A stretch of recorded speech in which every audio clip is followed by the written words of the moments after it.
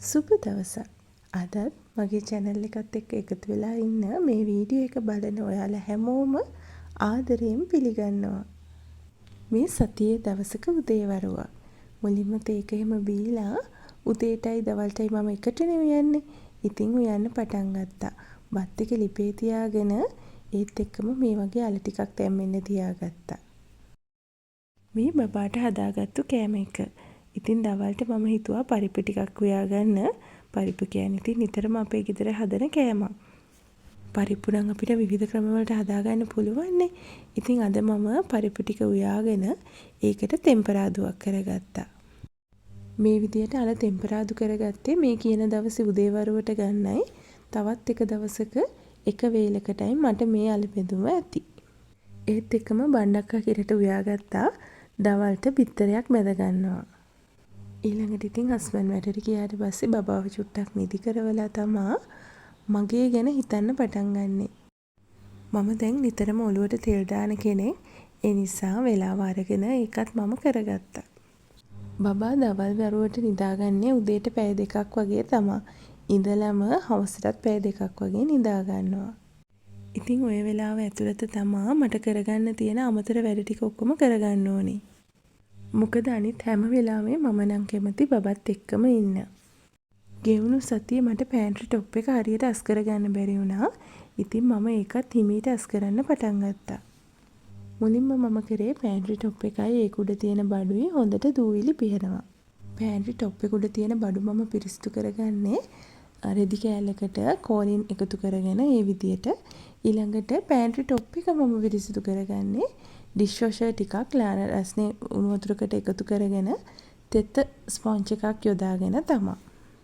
ඊළඟට පිරිසිදු රෙදි කෑල්ලක් අරගෙන ඒ ටික ආපහු පියද ගන්නවා. ඊටත් පස්සේ මං ළඟ අරගෙන තියෙනවා කලිනුත් මම ඔයාලට පෙන්නලා තියෙනවා කිචන් වයිප්ස් වගේ. ඒ වගේම පෑන්ට්‍රි টොප් එක හොඳට පිරිසිදු කරගන්නවා. ඉතින් මම ආදරෙන් ඔයාලගෙන් ඉල්ලනවා ඔයාලගෙත් මේ ගැන අදහස් මොනවාද මේ ග්‍රැනයිට් টොප් එකක් පියද ගන්න පාවිච්චි කරන්න කියලා මේ කමෙන්ට් එකක් විදිහට එකතු කරගන්න කියලා. මොකද ඒක මට වගේම මේ වීඩියෝ එක බලන අනිත් අයටත් ප්‍රයෝජනවත් වෙයි කියලා මම හිතනවා.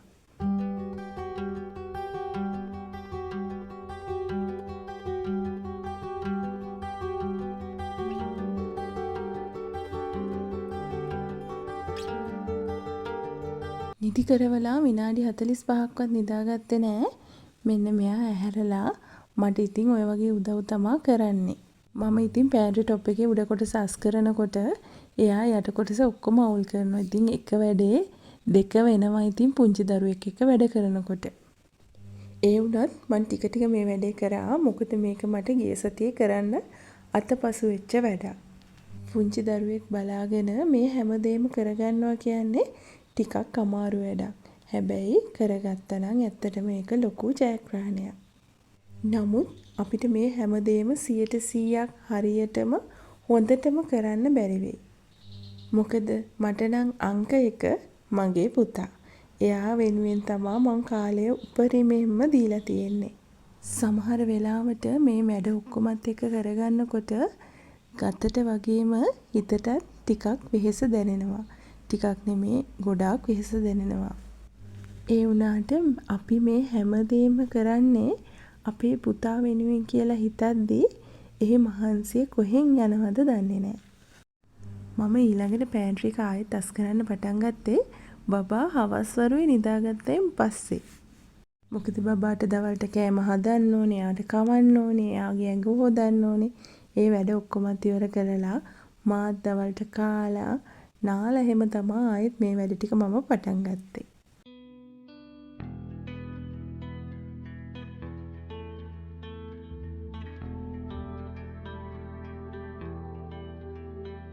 අපේ බබා සාමාන්‍යයෙන් උදේවරුව විතරයි නිදාගන්නේ.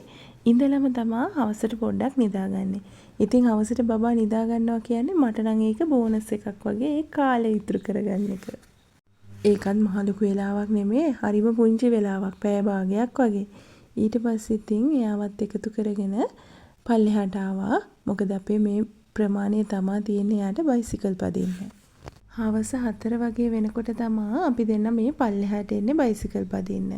හැබැයි මේ වෙලාව හවස 4 විතර කියන්නේ මදුරු එහෙම ටිකක් වැඩිපුර ගෙවසෙන වෙලාවක්නේ. ඉතින් පුංචි බබාලා ඉන්නවා නම් අනිවාර්යයෙන්ම මදුරු විකර්ෂක ක්‍රීම් තියෙනවා, තෙල් තියෙනවා, ඒ වගේ දේවල් ආලේප කරගන්න. මම නම් ගාන්නේ ඔඩොමොස් කියන ක්‍රීම් එක. ඇත්තට මේක හරිම හොඳයි. හැබැයි මොන ක්‍රීම් තෙල් ගෑවත් ඔයාලා හොඳ අවධානයෙන් ඉන්න පුංචි බබාලා හවසට එළියට මේ වගේ එකයි යනවනම්.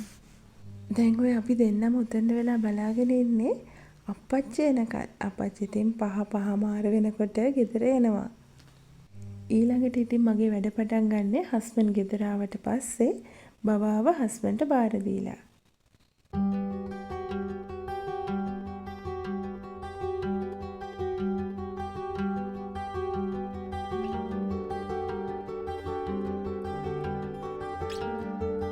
ඉතින් අද හවසට අපි පොල් රොටි හදන්න තමයි කතා වුණේ. ඉතින් මේ වගේ මම රොටියකට අවශ්‍ය පිටිරිස්ටරේ හදාගත්තා. ඒකට මම අද කැරටුයි ලූණු ටිකකුත් එකතු කරගත්තා පොඩියට කපලා.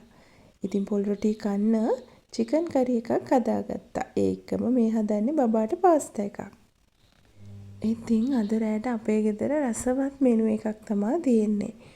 පොල් වැඩිපුර දාලා හදපු පොල් රොටිත් එක්ක මිරිසට හදපු චිකන් කරි එකකුයි සැරට හදපු පොල් සම්බෝලෙකුයි තියෙනවා.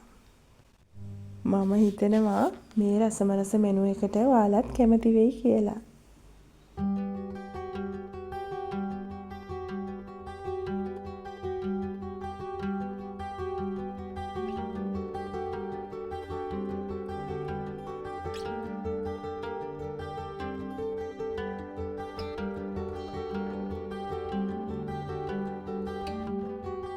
ඉතින් අද මට හිතුණා මේ වීඩියෝ එකෙන් ඔයාලට වැදගත් දෙයක් ගැන කියන්න.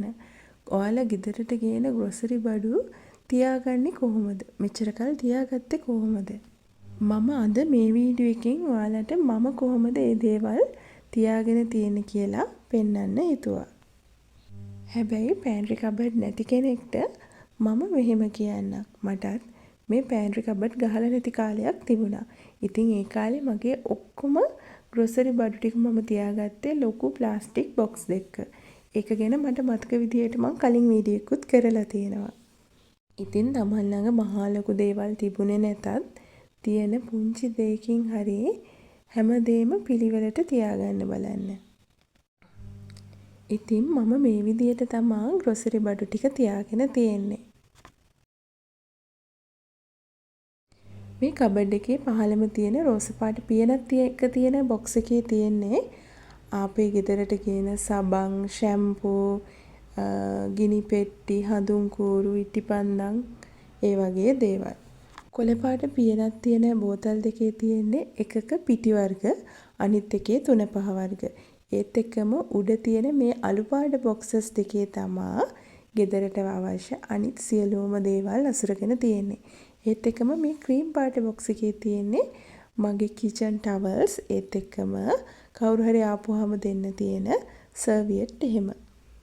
ඊට අමතරව මේකේ තියෙනවා වැඩිපුර පරිප්පු බෝතලයක්, ඒත් එක්කම කොත්තමල්ලි ඒ දේවල්. ඊළඟට මෙන්න මේ දුඹුරු පාට බොක්ස් එකේ තියෙන්නේ Harpic, tile cleaner, Dettol, dish wash ඒ වගේ දේවල්. එයා ෆ්‍රෙෂ්නර්, කෝලින් ඒ වගේ ඔක්කොම දේවල් තියෙන ඒකේ. ඉතින් පෑන්ට්‍රි එක ලස්සනට පිරිසිදු කරගත්තට පස්සේ ඒකේ ලස්සනත් ඉතින් බලන්න නැතුව බෑනේ නේද? හැබැයි ඔයාලට හිතෙනවද මේ පෑන්ට්‍රි එකේ එක දෙයක් අඩුයි කියලා? එක දෙයක් නෙමෙයි, ඉතින් පොඩි පොඩි අඩුපාඩු ගොඩක් තියෙනවා. හැබැයි මේ දවස්වල හැමතැනම ඉන්න කෙනෙක් මගේ කිචන් එකේ නැහැ. ඔයාලට මොකද්ද කියලා හිතෙනවා නම් පහලින් කමෙන්ට් එකක් දාගෙනම යන්නකෝ. හැබැයි මම එයාව මේ කිචන් එකට ගෙනල්ලම පෙන්නන්න. ඒත් එකම කියන්න ඕනේ මගේ අනිත් කිචන් එකේ තමා හාල්, තව පරිප්පු 3-5 වර්ග එහෙම තියෙන්නේ. ඉතින් අදත් වීඩියෝ එකේ අන්තිම වෙනකල් රැඳී හිටියට ඔයාලා හැමෝටම ගොඩාක් ස්තුතියි. තවත් අලුත් ලස්සන වීඩියෝ එකක් ඉක්මනින් අරන් එන්නම්. එතකන් සතුටින් ආදරයෙන් ඉන්න.